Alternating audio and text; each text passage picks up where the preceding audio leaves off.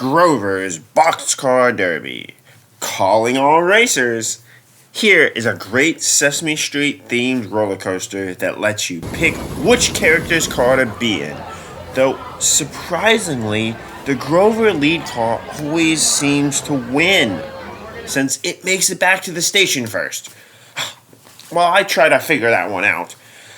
How about I review Grover's Boxcar Derby at SeaWorld Orlando? Just based on its size, this is one of the larger kiddie coasters out there. And that's before counting in that it has a 14-car train. Though, there aren't 14 characters represented. The lead car is themed to Grover. There are also an Oscar car, a Cookie Monster car, an Abby Cabby car, and a Bert and Ernie Buddy car. My favorite. The large train with a potential capacity of 28 riders does help with getting people through this ride though. Like many kiddie coasters, the dispatches on this coaster were slow, especially as they ensured that everyone went to the right place in a very safe way. The crew seemed good, they just weren't trying to rush guests through during my visit. Even though this coaster only does one lap, it still only has one train. So if there is a line, you will have to wait for a full cycle before the next group boards. On slower days, this shouldn't be a problem. But when I went between Christmas and New Year's, this coaster had a 40-minute wait with a full queue line that was spilling over to the midway. Like Icebreaker, the secret to beating the line is to come to this coaster around 11:45, or realistically exactly at noon, since most everyone in the area by this time will be at the 12 o'clock Orca Encounter show. But once everyone gets out of Orca Encounter, forget it. The train has an individual lap bar restraint with no seatbelt, but the cars do allow for some shaking and movement side to side within the car. This creates some of the larger thrills that you'll find on this type of coaster, as this type of movement complements turns very well, as I noted in my review of Black Hole Coaster.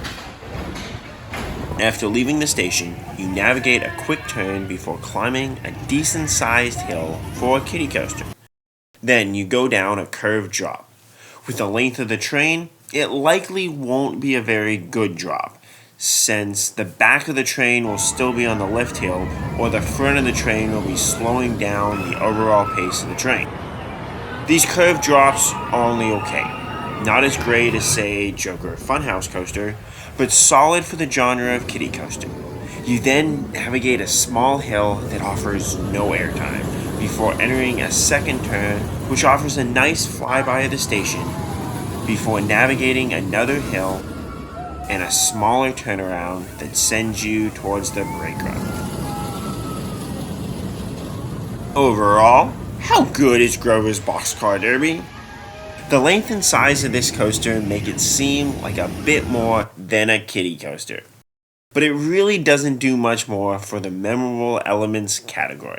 However, I do appreciate its gimmick of the shaky cars combined with the nice turns, and I rank this coaster above average kiddie coasters that I've ridden, such as Roller Coaster at Yo-Yo Land and Rith-Fi-Ha, which, despite its looks, offers an incredible lateral on its final turn.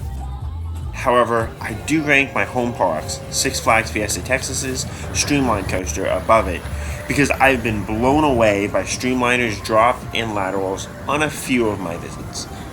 Ultimately, kiddie coasters are difficult to rank, which is why I keep them separate in my overall rankings. But this seems to do a little bit more than your average kiddie coaster. Does Grover's Boxcar Derby deliver as a decent kiddie coaster? Which car and character are your favorite? What is the longest that you've had to wait for this coaster? Let me know. And, as always, Kapkun Kraut.